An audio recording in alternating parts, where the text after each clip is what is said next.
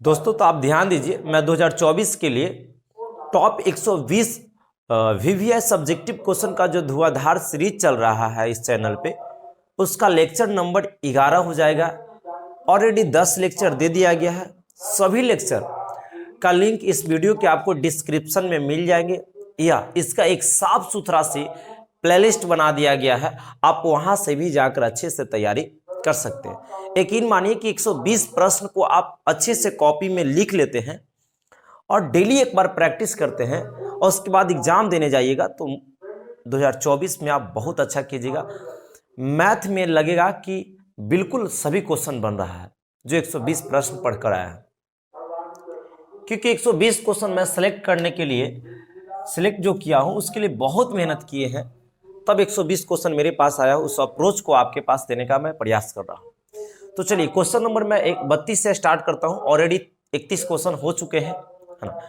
Question यहाँ पे क्या करा है कि मूलों का प्राकृतिक बताएं। बहुत अच्छा, हम लोग बता देंगे मूल का प्राकृतिक।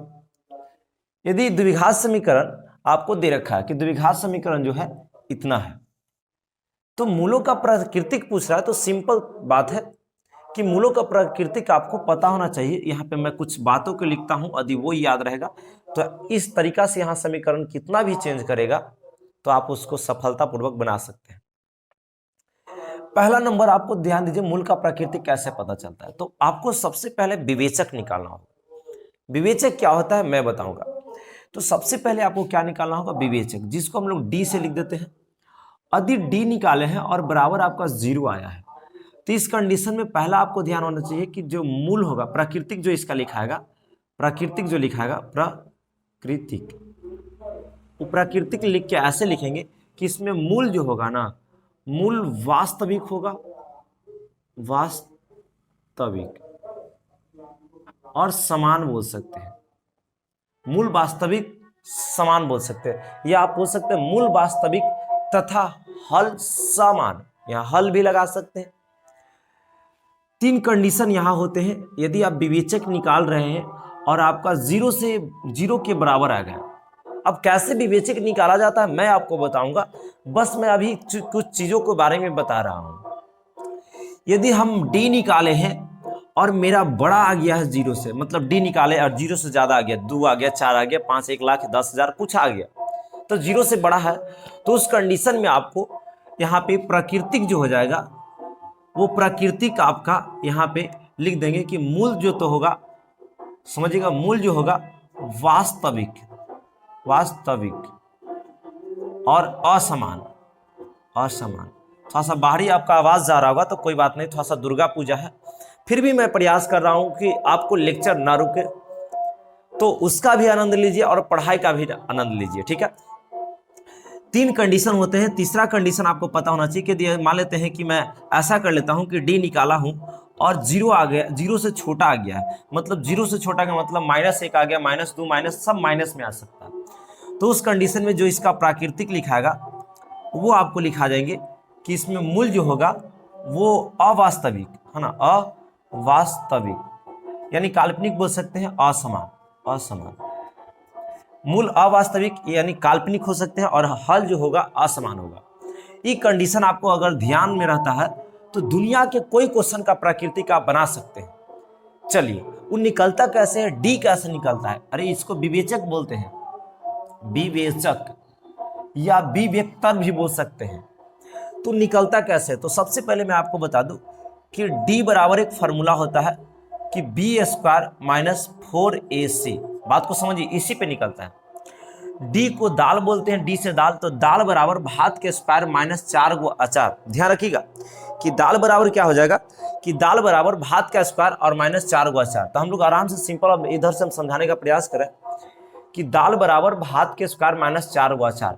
ये निकलेगा कैसे, बी क्या है, ए क्या है, ए, सी कौन है, मतलब नाम यहाँ पे तो दिखाई दे रहा है कि बी है, बी है कितना। तो जो भी समीकरण देंगे तो इसके आगे वाला ध्यान दीजिएगा, आपका ए का काम करता है, इसके पीछे वाला आपका बी का काम करता है, और सबसे पीछे वाला आपका सी का काम करता है। एकदम ध्यान दीजिएगा, कमजोर से कमजोर बच्चा यहाँ अच्छे बन सकते हैं।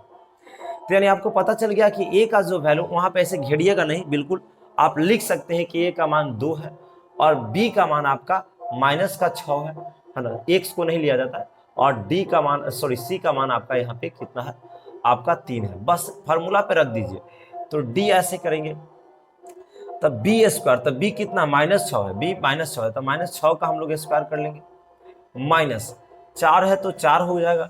a का काम आपका 2 कर रहा है और गुना c का काम आपका 3 कर रहा है, तो 3 हो जाएंगे। यहाँ पे देखिए a का काम आपका 2 किया, c का काम आपका 3 किया, जो कि मैं ला के रख दिया। अब इसको हल करेंगे तो 6 का स्क्वायर 36 हो जाता है, माइनस का तो प्लस हो गया, तो यहाँ 36 हो जाएंगे, ध्यान देते रहिएगा। और माइनस 4 12, 12 तिया 36 आ गया।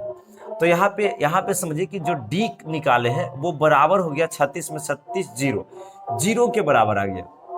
ऐसा हो सकता था कि यहाँ 36 न 37 रहता है, 38 रहता तो यहाँ 1 आ जाता, ना तो 2 आ जाता, बड़ा भी आ सकता था, या मान लेते इधर 25 रहता तो और माइनस में जा सकता था। तो हम लोग अभी डी निकाले हैं तो आपको जीरो आ गया, तो जीरो आ गया तो आपको कंडीशन पहला लिखा जाएगा, ई वाला कंडीशन लिखा जाएगा।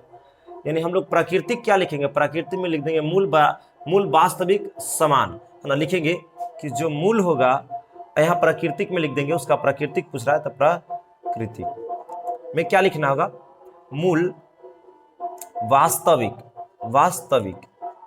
और हल जो होगा, हल लिख दीजिएगा या खाली समान लिख दीजिएगा, हल समान, बढ़िया से ये आपका बन गया।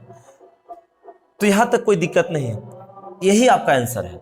लेकिन मान लेते हैं कि शायद यहाँ पे ऐसा रहता डी, और यहाँ पे मान लेते हैं कि ऐसा रहता कि 25 रहता, या मान लेते हैं 37 रहता, और इधर 36 है, 37 रहता, 38 रहता, कुछ भी रहता, तो डी निकलता जो आ जाता है 1, तो डी 1 आ गया, यानी डी जो है आ गया वो 0 से बड़ा आ गया। तो इस वाला का कंडीशन क्या आपका ई वाला लिखा जाता प्राकृतिक, कहने के मतलब कि डी 1 आया है, इसके मतलब 0 से बड़ा आ गया है। यहाँ पे 38 रहता तो 2 आ जाता, तो इस कंडीशन में प्राकृतिक ए वाला लिखा जाता, बड़ा वाला। लेकिन ऐसा भी हो सकता था कि यहाँ पे मान लेते 25 रहता और यहाँ 36 रहता, तो इसका आंसर जो आ जाता 11 आ जाता, डी बराबर -11 आ जाता है ना, क्योंकि 11 जब आ जाता तो हम लोग कहते हैं कि डी का जो मान आ गया छोटा आ गया 0 से, क्या गया 0 से छोटा, माइनस में चल गया, तो आपका ई वाला प्राकृतिक लिखा जाता। तो यहाँ पे कुछ भी चेंज करेगा तो आप इसी तरीका से बनाइएगा और एक अच्छा कीजिएगा वहाँ पे। मुझे उम्मीद है कि चीज़ों आप समझ पा रहे होंगे। एक लाइक देते चलिए, हम लोग आगे की ओर बढ़ते हैं। तो क्वेश्चन नंबर 32 के बाद हम जस्ट 33 लेकर आ रहे हैं, आप इसको स्क्रीनशॉट कीजिए। चलिए तो ध्यान दीजिए आप मेरे साथ, क्वेश्चन नंबर 32 तक मैंने फिनिश किया, क्वेश्चन नंबर 33 को मैं समझाने का प्रयास करता हूं। तो क्वेश्चन नंबर 33 कुछ इस प्रकार से क्वेश्चन बोल रहा है कि द्विघात समीकरण के मूलों के वास्तविक एवं समान बोल रहा है होने के लिए शर्त को लिखे। क्या कर रहा है कि द्विघात समीकरण में जो मूल है वो वास्तविक और समान होने के लिए शर्त को लिखे, यानी मूल जो होना चाहिए वो वास्तविक और समान होने के क्या शर्त है। तो मैं आपको बता दूं कि मैं सारा शर्त को इधर लिख दिया हूं, ये जो है शर्त है।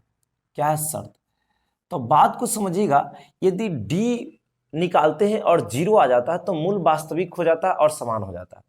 डी अगर निकाले 0 से बड़ा आ गया, जैसे 0 से बड़ा 2 3 4 आ गया, तो मूल वास्तविक और समान ही होंगे। और अगर डी निकाले और 0 से छोटा आ गया तो मूल वास्तविक होगा और हल असमान होगा। तो ध्यान दीजिए, इसमें अगर बड़ा आ गया तो मूल वास्तविक, लेकिन यहाँ पे असमान, ध्यान रखिएगा असमान होगा। तो यहाँ पे क्या करा कि मूल वास्तविक होना चाहिए और समान होना चाहिए। तो इसके लिए एक ही कंडीशन है कि यदि विवेचक निकाला जाए, डी को हम लोग विवेचक बोलते हैं, क्या बोलते हैं, विवेचक। यदि विवेचक निकाला जाए और उसका मान 0 आ जाए, तो उस कंडीशन में हम लोग को मूल जो होता है वास्तविक और समान हो जाता है। तो इस चीजों को बस लिख देना है आपको कि यदि हल में क्या कर देना है, 2 नंबर का थोड़ा भाषा पे है, 2 तरीका से कर सकते हैं। जो बच्चा एकदम तुरंत करना चाहता है तो लिख देना है कि यदि डी बराबर 0 तो इसका मूल वास्तविक हल समान आ जाता है बस। लेकिन वैसे नंबर नहीं देगा, आपको लिखना पड़ेगा यदि विवेचक निकाला जाए, यदि समीकरण का, यदि द्विघात समीकरण का विवेचक निकाला जाए, विवेचक, कोष्ठ में आप डी भी कर सकते हैं, निकाला जाए, निकाला जाए और उसका मान शून्य आ जाए, शून्य, क्वेश्चन में आप जीरो कर सकते हैं, जीरो आ जाए, है ना, आ जाए, तो उसका मूल्य वास्तविक समान होते हैं, समान, जो बोलेगा वही मूल वास्तविक समान होते हैं, आपको पता होना चाहिए। और मन करे कि ना कुछ और तनी टांग खींच के लिख देते हैं, क्योंकि थोड़ा खींचने आना चाहिए, तो कर दीजिएगा कि d का मान, d बराबर अगर निकाला जाए तो आपको जीरो आना चाहिए, और ऐसे लिख दीजिएगा, और यह आपका क्या होगा, दोनों में 2 नंबर मिल जाएंगे। तो बस आपसे पूछना चाह रहा था कि क्या शर्त है कि उसका मूल वास्तविक आ जाए और समान आ जाए। तो एक ही शर्त है, d बराबर अगर जीरो आ जाता तो मूल वास्तविक और समान हो जाएगा। लेकिन यहीं पे आपको चेंज कर सकता था। देखिए, मैं 2016 का ही क्वेश्चन दिया है और बताने का प्रयास करो, 2000 मान लेते 24 में ऐसा क्वेश्चन दे दे कि आपको बोल दिया जाए कि मूल, आपको ऐसा बोल दिया जाए कि मूल यहाँ पे वास्तविक बोल दिया जाए, मूल वास्तविक और असमान बोल देता, तो इसमें कंडीशन आपका दूसरा आ जाता कि मूल वास्तविक और असमान। ऐसा होता कि मूल अवास्तविक और हल भी असमान बोलता, तो आपका तीसरा कंडीशन आ जाता D less than zero, D zero से छोटा आना चाहिए। इस कंडीशन से हम लोग क्या करेंगे, बनाएंगे, तो कहीं गलती नहीं होगा, है ना। तो मुझे उम्मीद है कि चीज़ों आप समझ पा रहे होंगे। आप इसको स्क्रीनशॉट कीजिए, और एक बात और, एक लाइक देते चलिए, ठीक है ना। आगे बढ़ते हैं,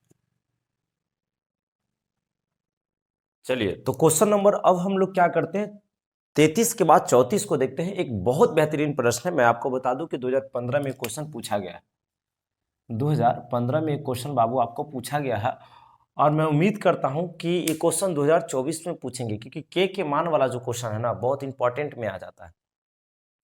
क्वेश्चन मैं पढ़ लेता हूं, कुछ इस प्रकार से बोल रहा है कि के किस मान के लिए, एकदम बहुत बढ़िया से के को समझो, यहाँ के की जगह पी एम कुछ भी कर सकता है, किस मान के लिए मूल वास्तविक और समान होंगे। एकदम ई वाला सबसे इंपॉर्टेंट लाइन है, जो मैं इंपॉर्टेंट है उसको घेरने का प्रयास कर रहा हूँ। के किस मान के लिए मूल वास्तविक समान होने के होंगे, जिसके लिए आपको द्विघात समीकरण कुछ इस प्रकार से दे दिया गया। तो मैं अभी इधर जो डायग्राम लिखे थे वो आपको पता होना चाहिए कि यदि डी निकाले और बराबर जीरो आ जाए तो इसका मूल क्या होते हैं, मूल वास्तविक, वास्तविक और समान होते हैं, समान होते हैं। क्योंकि सर यदि 0% भी समझ में आता तो अच्छा बात रहता, 0% भी नहीं आ रहा, तो मैं आपको समझा देता हूँ 100%, ठीक है। करा के किस मान के लिए मूल वास्तविक एवं समान होंगे, यानी मूल जो है वो वास्तविक और समान होंगे, तो डी बराबर जीरो के लिए होता है, ये आपको पता चल गया। जिसके लिए आपको समीकरण दे रखा है कि इतना है, तो यहां अगर देखिए, तो यहां पे देखिए, यहां के लगा दिया है। अगर जब पी रहता तो जब पी लगाता, एम रहता तो एम, जो यहां पे देता वही यहां लगाता, सबसे बड़ी बात है। तो अब इसको मैं हल करता हूं, तो हल में क्या करना है कि लिख देना जो भी देगा वही, 2x² और प्लस kx और प्लस 3 बराबर 0। बढ़िया से समझिए, लिखिएगा कि मूल वास्तविक होने का शर्त और d बराबर 0, क्या लिखिएगा कि मूल वास्तविक समान होने का शर्त, और शर्त में क्या लिखिएगा कि d बराबर क्या आना चाहिए, 0 आना चाहिए। अगर यहां पे बोलता है तो यहां d बराबर 0, एकदम ध्यान रखिएगा, यही क्वेश्चन मूल वास्तविक और समान वाला ही देता है। तो अब इसको क्या कीजिएगा, d का फॉर्मूला रख लीजिएगा v² माइनस 4ac, और बराबर 0 है तो 0, यहां में कोई कंप्रोमाइज नहीं करना है, आगे इंप्लाइड एस का यूज कीजिएगा।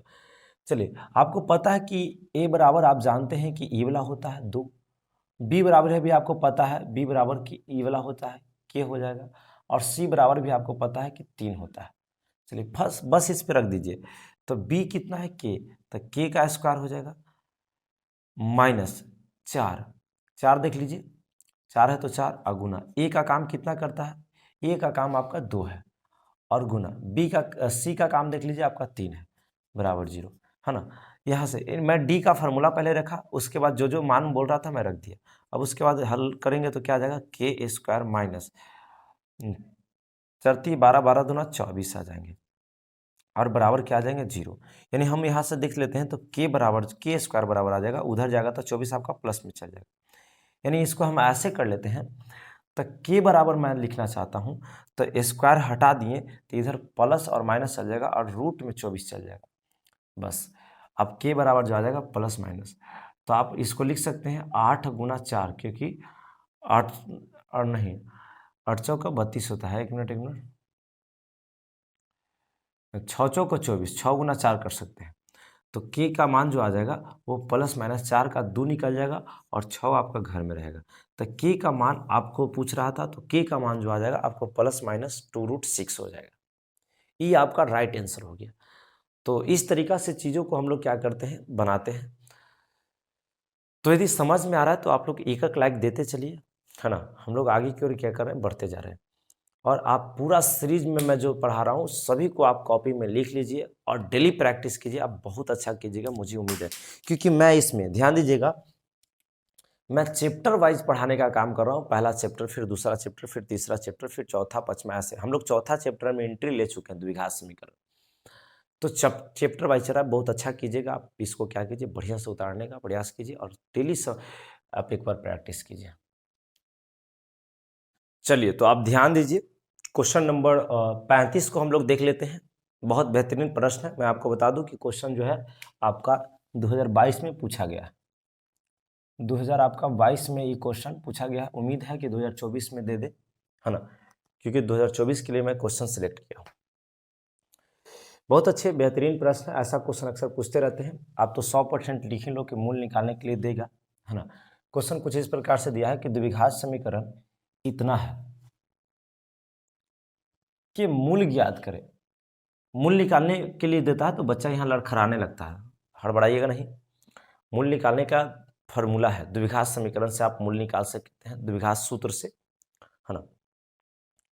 तो मूल ऐसे यहाँ पे मतलब मूल का फार्मूला बोल सकते हैं या द्विघात समीकरण, द्विघात सूत्र के फार्मूला से आप निकाल सकते हैं -b plus minus root under b² -4ac बटा 2a। आप यहाँ से आप निकाल सकते हैं, बिल्कुल कोई दिक्कत नहीं होगा।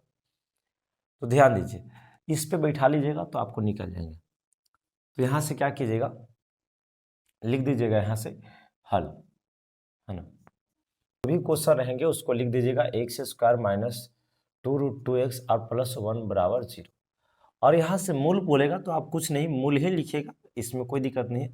फार्मूला लेकिन ये वाला लिख दीजिएगा, क्योंकि इसी से निकलता है। तो कहेगा -b और plus minus root under b² -4ac बटा 2। बस सिंपल हल करते चल जाइएगा। -b तो आप सभी को पता है कि ये पूरा आपका b आ जाते हैं, है ना। इसके आगे नहीं कुछ है तो ए आ जाएगा। तो वहाँ पे लिख दीजिएगा तो ज़्यादा सही रहेगा। वहाँ लिख दीजिएगा ऐसे कि ए बराबर जो है आपका 1 आ जाएगा और बी बराबर कितना हो जाएगा, तो इसको हम लोग बी बोलते हैं, है ना। तो बी बराबर आपका कहेंगे -2 कितना हो जाएगा 2, और सी बराबर आपको पता है इसको बोलते हैं 1। ऐसे थोड़ा मेरा खींच पीछा गया, वहाँ पे साफ सुथरा से लिख दीजिएगा, बस रख दीजिए। -b का है तो -b, यहाँ पे देखिए ए वाला b है तो माइनस पहले से है और फिर ये आएगा तो प्लस में बदल जाएगा, इसीलिए प्लस नहीं लिखा जाता है। तो आ जाएगा 2 और √2। उसके बाद प्लस माइनस है तो आप यहाँ पे प्लस माइनस दे, √b² तो -2√2 का स्क्वायर कर लीजिए, और -4 ए का काम कितना कर रहा है, तो ए का काम 1 कर रहा है, और सी का काम कितना कर रहा है, तो 1 ही कर रहा है, 1 कर ले। यानी इसको नीचे 2 है तो 2 गुना ए का काम 1 कर रहा है, लिख देंगे। सिंपल है, बहुत हार्ड नहीं है, हम लोग इसको आराम से कर सकते हैं हल। 2√2 हो जाएगा, प्लस माइनस है, इसमें कोई दिक्कत नहीं है। इसको कैलकुलेशन कीजिएगा तो माइनस के स्क्वायर तो प्लस हो जाएगा और 2 का 4 हो जाएगा और गुना, इससे स्क्वायर कट जाएगा तो 2 हो जाएगा। यहाँ पे कैलकुलेशन ठीक से कीजिएगा, माइनस का प्लस हो गया, स्क्वायर के मतलब इसका भी स्क्वायर होता है और इसका भी स्क्वायर होता है, तो 2 का स्क्वायर 4 हो गया, अब बीच में गुना का चिन्ह होता है, अब फिर इसका स्क्वायर करेंगे तो रूट कटेगा और 2 आ जाएगा, फिर उसके बाद -4 हो जाएगा, क्योंकि 4 में 1 से गुना करेंगे 4, और फिर 1 से करेंगे 4, अब बटा में नीचे कितना आ जाएगा 2 आ जाएगा, क्योंकि 2 में गुना 1 से करेंगे 2 आ जाएगा। एक लाइन और बढ़ लेते हैं तो 2 और √2 हो जाएंगे, अब प्लस माइनस 4 दूना 8 हो जाएंगे, यानी कह सकते हैं कि 8 माइनस यहाँ पे 4 बटा नीचे आपका 2 हो जाएगा। इधर आ जाते हैं, समझ में आ रहा तो एक एक लाइक करते चलिए, हम आगे बढ़ते जा रहे हैं, ठीक है। अब यहाँ से हम लोग क्या कर लेंगे कि 2 और √2 है, तो यहाँ तक तो कोई दिक्कत नहीं, मैं इसको रख दिया। प्लस माइनस है तो प्लस माइनस भी, 8 में से 4 जाएंगे, आपके पास 4 बचेंगे, नीचे 2 है। चलिए ध्यान देते रहिएगा, यहाँ पे 2 और √2 हो जाएगा और प्लस माइनस 2 बाहर निकल जाएगा बटा 2 है। इसके बाद हम लोग क्या कर लेंगे कि अगर दोनों में देखा जाए तो इसमें भी 2 है, इसमें भी, तो 2 को आप कॉमन ले लीजिए, तो आपके पास ऐसा बच जाएगा, √2 बच जाएगा, और उधर कॉमन मतलब भाग देना होता है, भाग दीजिएगा, है ना। तो भाग दीजिएगा इससे, तो आपके पास यहाँ पे एक बार में कटेंगे, और बटा नीचे 2 है और 2 से 2 कट जाएंगे। आपके पास मुख्य रिजल्ट √2 और प्लस माइनस 1 आ गया। लेकिन यहाँ पे ध्यान देना है कि मूल 2 गो होता है, एक अल्फा और बीटा, तो आप यहाँ से अल्फा बराबर कर लीजिएगा, एक बार प्लस वाला कर लीजिए तो √2 और प्लस 1 हो जाएगा, और बीटा बराबर एक बार कर लीजिएगा तो √2 और माइनस वाला ले लीजिए एक, यही आ गया। तो हम लोग मूल जो लिख देंगे ना, उसका मूल जो लिख देंगे वो लिख देंगे कि √2 और प्लस 1, और उसके बाद ऐसे कर देंगे कि √2 और -1, यही आपका मूल आ गया। यानी 2 मूल होते हैं, पहला मूल √2 + 1, दूसरा मूल √2 - 1। मुझे उम्मीद है कि चीज़ों आप समझ पा रहे होंगे। आप स्क्रीनशॉट कीजिए, एक क्वेश्चन और अभी होगा, है ना। आप डेली लगातार 6:30 बजे शाम में लगे रहिए मेरे साथ, बहुत अच्छा कीजिएगा, है ना। आप इसको स्क्रीनशॉट कीजिए। तो ध्यान दीजिए, क्वेश्चन नंबर 37 की ओर हम लोग बढ़ चुके हैं। ये जो क्वेश्चन है विवेचक में आपको बता रखा है, 2014 में क्वेश्चन पूछा गया है। इसके पिछले वीडियो में मैं विवेचक निकालने के लिए बताया था। आप लोग में से बताइए, कमेंट कीजिए कि कौन कौन ऐसा बच्चा है जो आप इसको बना सकते हैं, विवेचक निकाल सकते हैं। तो विवेचक का मैंने फार्मूला कल बताया था कि दाल बराबर भात का स्क्वायर माइनस 4 गो अचार, यानी डी से हो गया दाल, बी से हो गया भात, और 4 गो अचार। तो यानी विवेचक का यही फार्मूला है, डी बराबर b² माइनस 4ac। बस इस पर निकाल दीजिए। आपको ये सब पता होना चाहिए। जैसे मान लेते हैं हल कीजिएगा तो जो भी क्वेश्चन पेपर में रहेंगे उसको उतार दीजिएगा, 5x² माइनस 4x और +2 बराबर 0। चलिए, आपको पता होना चाहिए कि यहाँ पे ए बी सम आता है, तो ए का काम आपको पता होना चाहिए कि 5 हो जाता है ना, और बी का काम आपको यहाँ पे -4 हो जाएगा, ए वाला हो जाता है, और सी का काम आपका यहाँ पे देखा जाए तो 2 हो जाएगा, ए वाला। ये तो आपको निकल गया। अब वहाँ से लगा दीजिएगा विवेचक के फार्मूला, विवेचक जो बोलेगा वही लिखिएगा, विवेचक बराबर लिख दीजिएगा b² माइनस 4ac। जैसे निकालेगा तो b का मान आपको पास पता है कि -4 है, तो -4 का स्क्वायर करेंगे माइनस, और यहाँ पे आप कोष्ट में d कीजिएगा तो उसमें कोई दिक्कत नहीं है ना। अब 4 है तो 4 लिखिए, a का काम हमको पता है कि 5 है तो 5, और c का काम भी आपको पता है कि 2 रखना है। 16 हो जाएंगे माइनस कितना हो जाएगा, है ना, 16 हो जाएगा, और 4, तो यहाँ पे कहेंगे पंचों का 20 है, 20 और 2 40, यहाँ पे कितना हो जाएंगे, 40 हो जाएंगे। अब यहाँ पे देखा जाए तो आपके पास जो 24 आएगा वो माइनस में आ जाएगा, यानी डी का जो मान आ गया आपका -24 आ गया, यानी कह सकते हैं। तो यही आपका आंसर हो गया। लेकिन यदि यहाँ पे डी अगर बोल सकते हैं कि छोटा आ गया 0 से, यानी 0 से छोटा आ गया, इसी क्वेश्चन में यदि आपको बोलता प्राकृतिक निकालने के लिए, तो हम ऐसा कंडीशन बता रखे हैं, अभी ही बताए थे कि डी 0 से छोटा आता है, तो इसमें बोल सकते हैं कि प्राकृतिक जो हो जाएगा, प्राकृतिक नहीं पूछा, अगर पूछता तो लिखना पड़ता, प्राकृतिक जो हो जाएगा, यानी बोल सकते हैं कि मूल जो हो जाएगा अवास्तविक, अवास्तविक, अवास्तविक और असमान, यानी कोई समान हल नहीं, कोई समान हल नहीं बोल सकते हैं। इस तरीका से हम लोग को लिखना पड़ता, लेकिन आपका आंसर यही हो जाएगा क्योंकि विवेचक बोला। अब उसके बाद एक मैं क्वेश्चन बताऊंगा, बहुत बढ़िया क्वेश्चन, मतलब यदि आपको समझ में आ गया तो समझिए कि आप 5 नंबर का काम कर लीजिएगा। तो आप इसको स्क्रीनशॉट कीजिए, और एक 5 नंबर का क्वेश्चन के लिए आप वेट कीजिए, जल्दी मैं लाने वाला हूं, आप इसको जल्दी स्क्रीनशॉट कीजिए। चलिए, तो क्वेश्चन नंबर 37 को आप समझने का प्रयास कीजिए। क्वेश्चन नंबर 37 बहुत इंपॉर्टेंट है, ये 5 नंबर में डायरेक्ट आपको क्वेश्चन लड़ते हैं। तो क्वेश्चन नंबर 37 पूर्ण वर्ग विधि से आपको हल करना है। एक समीकरण दे देगा और कहेगा कि पूर्ण वर्ग विधि से हल करें। तो देखिए, समीकरण देने के बाद आप उस समीकरण को हल 3 तरीका से कर सकते हैं।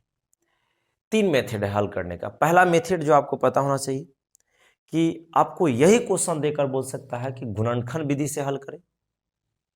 यही क्वेश्चन दे देगा और आपको बोलेगा द्विघात सूत्र से हल करें। जो कि अभी बताएं, द्विघात सूत्र के फॉर्मूला रख देते हैं, B minus B plus minus root under B square minus 4ac बटा 2a, जो कि ऐसा क्वेश्चन मैंने करवाया। गुणनखंड विधि सबसे इजी विधि होता है, आप लोग बचपन से सीखते आते हैं।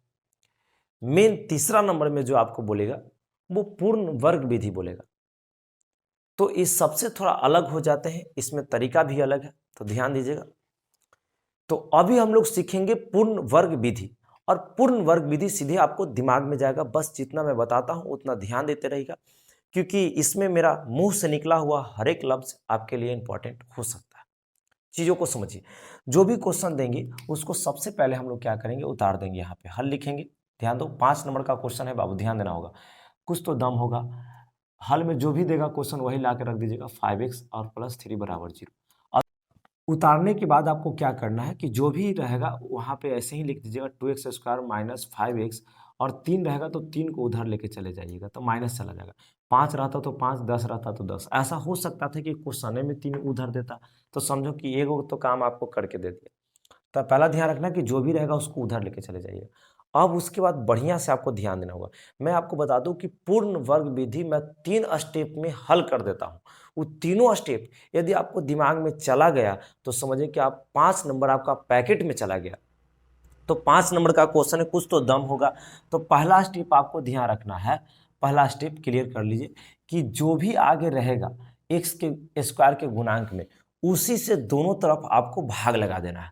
अगर 2 है तो दोनों तरफ 2 से भाग लगाएंगे, अगर 5 रहता तो 5 से, 7 रहता तो 7 से, तो आगे 2 है तो हम लोग कहेंगे कि दोनों तरफ, दोनों है ना तरफ 2 से भाग देने पर, भाग देने पर पहला स्टेप क्लियर, भाग दीजिए।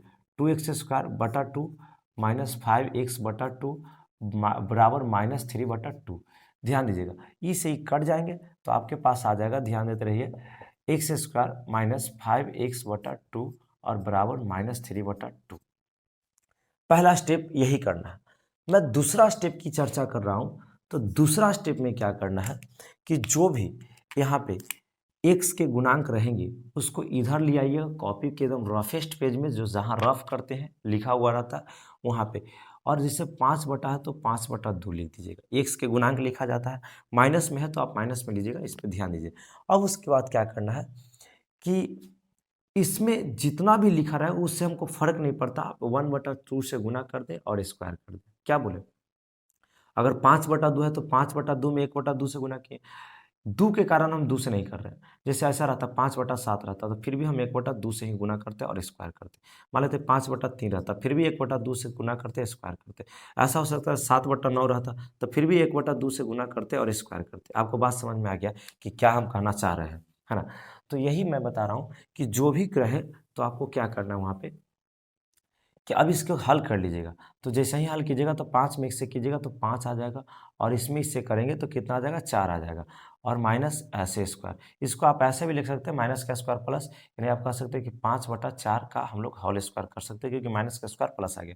जो भी रिजल्ट आएंगे उसको बस ध्यान रखना है कि दोनों तरफ आपको जोड़ देना है। दोनों तरफ क्या करना है, जोड़ना है। तो जोड़ दीजिए, यहाँ से आप कहिएगा एक्स स्क्वायर माइनस 5x/2, इसको जोड़ दीजिए। तो जोड़िएगा यहाँ से 5/4 का आपका क्या क्या कर लीजिए, स्क्वायर कर लीजिएगा, और इधर भी कर लीजिएगा 5/4 का आप स्क्वायर कर लीजिए, और पहले से माइनस है तो -3/2 ऐसे। अब इसको कैलकुलेशन कीजिएगा, तो यहाँ पे ध्यान दीजिए कि एक्स स्क्वायर माइनस 5x/2 है तो रहने दीजिए, और प्लस 5/4 है तो आप इसको भी रहने दीजिए। 5 का स्क्वायर 25 हो जाता है, यहाँ 4 हो जाएगा, माइनस 3 बटा कितना हो जाएगा, 2 हो जाएगा, क्योंकि 5 का 25, 2 का 4 का यहाँ 16 ना जी, 4 का 16 हो जाएगा, माइनस इतना। अब मैं इसको पहले साफ करता हूँ, और उसके बाद अगला स्टेप में ध्यान दीजिएगा। अगला स्टेप में आपको क्या ध्यान देना है कि ए वाला जो है आपका ए का काम करता है, और ये टोटल जो है आपका बी का काम करता है। तो ए स्क्वायर और बी स्क्वायर पर -2ab पर ही टूटेगा, यानी आप इसको लिख सकते हैं कि ए मतलब एक्स और माइनस 5/4 का आप होल स्क्वायर कर सकते हैं। यानी पूरा को कैलकुलेशन करने के बाद क्या कीजिएगा, एक्स माइनस 5/4 का होल स्क्वायर, क्योंकि जब इसको तोड़िएगा ना ठीक से तो यही वाला आ जाएगा ना। तो तोड़ के देख लीजिए, यहाँ पे एक्स माइनस 5/4 का आप होल स्क्वायर को तोड़ लीजिए, तो कहते ए स्क्वायर, तो मतलब एक्स स्क्वायर, -2ab, तो -2 ए का काम x, बी का काम 5/4, और प्लस करता है बी स्क्वायर, तो 5/4 का होल स्क्वायर। तो करेंगे तो एक्स स्क्वायर माइनस, यहाँ से कट जाएगा, 2 बार में कट जाएगा, तो 5x आ जाएगा और नीचे 2 आ जाएगा, और प्लस 5/4 का होल स्क्वायर। तो ध्यान दीजिए यही वाला तो था यहाँ पे, देखिए एक्स स्क्वायर -5x/2, और यही लिखा हुआ है, देख लीजिए। यानी इसको हम इस रूप में लिखेंगे तो इसमें कोई दिक्कत नहीं हो सकता है। तो आप ध्यान रखिएगा, जब भी आप ऐसा करने के बाद यहाँ पे कुछ भी रहे तो यहाँ वाला का स्क्वायर कर लीजिए, बीच वाला से उतना मतलब नहीं रखेगा, उतना कौन कैलकुलेशन आपको वहाँ बनाना है, ये तो मैं समझाने के लिए ऐसा कर रहा हूँ कि आप बच्चा कम से कम समझ पाए। तो यहाँ ध्यान दीजिएगा, अब इसको हम क्या करेंगे, बराबर में उधर है तो इसको एलसीएम लेंगे तो आपका 16 आ जाएगा, 25 और माइनस इस 8 बार में कटेंगे, है ना, 8 दूना 16, 8 से गुना होगा तो 8 24। तो हम इसको हल कर लिए तो इधर आ जाते हैं, ध्यान देते रहिएगा। तो यहाँ पे कितना आ गया, x -5/4 का होल स्क्वायर है, बराबर यहाँ पे कैलकुलेशन करेंगे तो 1/16 आ जाएगा। देख लीजिए 1/16 आएगा, 25 में से 24 जाएगा, स्क्वायर आप हटा लीजिएगा, एकदम ध्यान रखिएगा हर एक स्टेप। अगला स्टेप में आपको स्क्वायर हटाना है, तो x -5/4 बच जाएगा, और यहाँ स्क्वायर हटेगा तो +-7 में जाएगा, 1/16 आ जाएगा। अब इसको कर लीजिएगा तो x -5/4 बच जाएगा, बराबर कीजिएगा तो +-1 बटा कितना आ जाएगा, 16 है ना, तो 16 का 4 आ जाएगा। अब इसको क्या कीजिए, x बराबर जो हो जाएगा तो यहाँ पे आप उधर लेके चल जाएंगे तो प्लस माइनस पहले से 1/4, और ये माइनस वाला जाएगा तो प्लस में 1/4 चल जाएगा, 5/4। अब इसको कैलकुलेशन करेंगे तो x बराबर जाएगा प्लस माइनस, यहाँ पे ध्यान दीजिए, यहाँ पे कितना है, 4 आ जाएगा एलसीएम, तो 1 और प्लस 5, तो हम लोग कहेंगे x बराबर प्लस माइनस, ध्यान दीजिए 5 1 6/4, इसको काटेंगे तो x बराबर जो आ जाएगा प्लस माइनस 3 से 2 से काटो, 3 बार में, 2 से 2 बार में, यानी 3/2। ध्यान दीजिए नीचे दिखाई दे रहा होगा, इसी चीज़ को आपको हल बोला है तो यहाँ हल जो लिख दीजिएगा कि हल जो आ गया, एक बार प्लस वाला लिख दीजिएगा, यानी एक बार प्लस वाला लिख दीजिएगा 3/2, और एक बार माइनस वाला -3/2। ध्यान दीजिए हल में ही नहीं कि सोचेगा ये माइनस, ही माइनस नहीं है ना, हल बराबर लिख दीजिएगा, यही आ गया। आपको हल करने के लिए बोला था, या आपको मूल कहता तो मूल भी आपको मूल बोलता तो मूल में लिख देते 3/2 और -3/2, जो बोलता वही कर देते, ये आपका आंसर आ गया। तो इस तरीका से हम लोग क्या करते हैं, हल करते हैं। मुझे उम्मीद है चीज़ों आप समझ पा रहे होंगे, आप इसको स्क्रीनशॉट कीजिए। इसी प्रकार अगर